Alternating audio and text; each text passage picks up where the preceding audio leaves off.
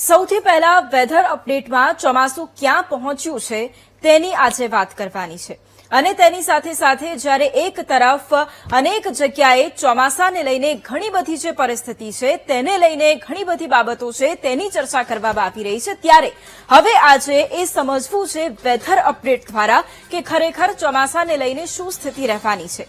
હવે આજે અલગ અલગ જે વિન્ડોઝ છે તેના માધ્યમથી સૌથી પહેલા આપણે સમજીશું। અત્યારે આપ જે મેપ જોઈ રહ્યા છો તે અનુસાર આપણને એ દેખાઈ રહ્યું છે કે આમ એ આગાહી કરવામાં આવી હતી કે 26 થી 28 મેની વચ્ચે જે ચોમાસું છે એ કેરળમાં એન્ટ્રી લઈ લેશે, પરંતુ આ જ્યારે આ પટ્ટો જોઈ રહ્યા છો ત્યારે એ વાતનો ખ્યાલ આવે છે કે હજુ પણ શ્રીલંકાનો થોડો ભાગ ચોમાસાએ કવર કરવાનો હજુ પણ બાકી છે અને એટલા જ માટે અહીંયા ભારત તરફ ચોમાસું આગળ વધતું હાલ નથી દેખાઈ રહ્યું। જે ગઈકાલે જે લાઈન આપણે જોઈ રહ્યા હતા તે જ લાઈન આજે પણ છે, જ પરિસ્થિતિ આજે પણ અત્યારે આપણને જોવા મળી રહી છે, એટલે કે અત્યારે પણ ચોમાસાને લઈને આપણે રાહ જોવી પડશે। ચોમાસામાં હજી પણ થોડો વિલંબ થાય એવી પૂરેપૂરી શક્યતા કેરળમાં પ્રવેશશે અને ત્યારબાદ ધીરે ધીરે ચોમાસું આગળ વધશે અને ત્યારબાદ ગુજરાતમાં પ્રવેશશે। હવે આગળ આપણે અન્ય માધ્યમથી પણ એ સમજી લેવું છે કે શું પરિસ્થિતિ રહેવાની છે। અહીંયા આપ જ્યારે જોશો ત્યારે આપને એ વાતનો ખ્યાલ આવશે।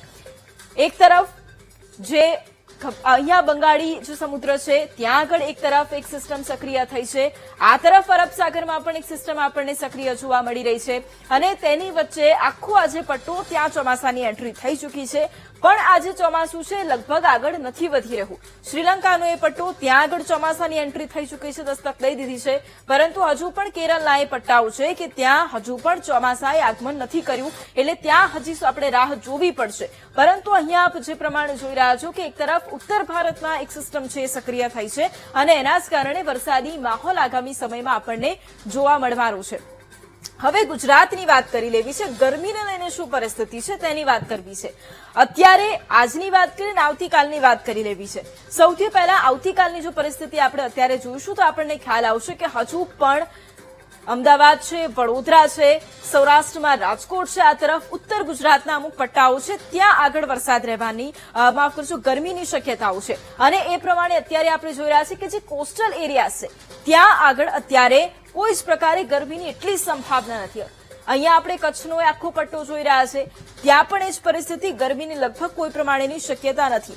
એનું કારણ એ પણ છે કે ખૂબ જલ્દીથી હવામાનમાં પલટો આવવાનો છે અને એની અસર આપણને જોવા મળવાની છે, એટલે જે ગરમીનું પ્રમાણ છે એ સૌરાષ્ટ્રના અમુક ભાગો સુરેન્દ્રનગર હોય, રાજકોટ હોય ત્યાં આપણને જોવા મળી રહ્યું છે અને બીજી તરફ અમદાવાદ, વડોદરા સહિત પણ આપણને અલગ અલગ ભાગોમાં ગરમીનું પ્રમાણ જોવા મળી રહ્યું છે। હવે આપણે અહીંયા જે વેધર રિપોર્ટ છે તે પણ જોઈ રહીએ। અમદાવાદની અંદર 44.4 ડિગ્રી તાપમાન છે તે રહ્યું હતું, સૌથી ગરમ શહેર સુરેન્દ્રનગર બન્યું છે। આપ જોઈ શકો છો અમરેલીમાં 41.9, વડોદરામાં 40.2, એટલે હજુ પણ કેટલા એવા જિલ્લાઓ છે કે જ્યાં આગળ 40 ડિગ્રીને પાર તાપમાનનો પારો અત્યારે પણ છે, પણ ચિંતા કરવાની કોઈ જરૂર નથી કારણ કે આ જે તાપમાનનો પારો છે એમાં થોડા ઘણા અંશે ઘટાડો થવાનો છે। એનું કારણ એ છે કે હવે વરસાદની આગાહી કરવામાં આવી છે। આ જે વરસાદ રહેવાનો છે એ ચોમાસાનો વરસાદ નથી રહેવાનો, પરંતુ આ જે વરસાદ રહેવાનો છે એ અહીંયા આપ જોઈ શકો છો કે રાજસ્થાનમાં એક સિસ્ટમ સક્રિય બની છે એનો વરસાદ રહેવાનો છે। અત્યારે જે મેં વિંડીનો આ જે મેપ ખોલ્યો છે તેની અંદર હું તમને બતાવી રહી છું કે 1 તારીખની અંદર શું પરિસ્થિતિ રહેવાની છે, કારણ કે આવતીકાલથી વરસાદની શરૂઆત તો થવાની છે પરંતુ ખૂબ ઓછા પ્રમાણમાં ગુજરાતમાં આપણને વરસાદ જોવા મળશે। વાતાવરણમાં પલટો આવશે પરંતુ હળવો વરસાદ રહેવાની સંભાવના છે, પરંતુ 31 તારીખ બાદ જો આપણે આખું પિક્ચર જોઈશું તો આપણને ખ્યાલ આવશે કે અહીંયા જે ઉત્તર ગુજરાતનો આખો પટ્ટો છે એમાં આપ જોઈ શકો છો ડીસા, મહેસાણા ત્યાં આગળ વરસાદ રહેવાનો છે, અમદાવાદમાં પણ થોડા ઘણા અંશે વરસાદની સ્થિતિ રહેવાની છે, આ તરફ આપણને દક્ષિણમાં થોડા ઘણા અંશે હળવો વરસાદ રહેવાની સંભાવના છે। સૌથી વધારે વરસાદ અહીંયા આપણે જોઈ શકીએ છીએ ડીસા, મહેસાણાનો આખો પટ્ટો, એટલે ઉત્તર ગુજરાતના સ્વાભાવિક રીતે કે રાજસ્થાનમાં એક સિસ્ટમ સક્રિય બની છે ત્યારે તેની સીધી અસર અહીંયા ઉત્તર ગુજરાતમાં જોવા મળે।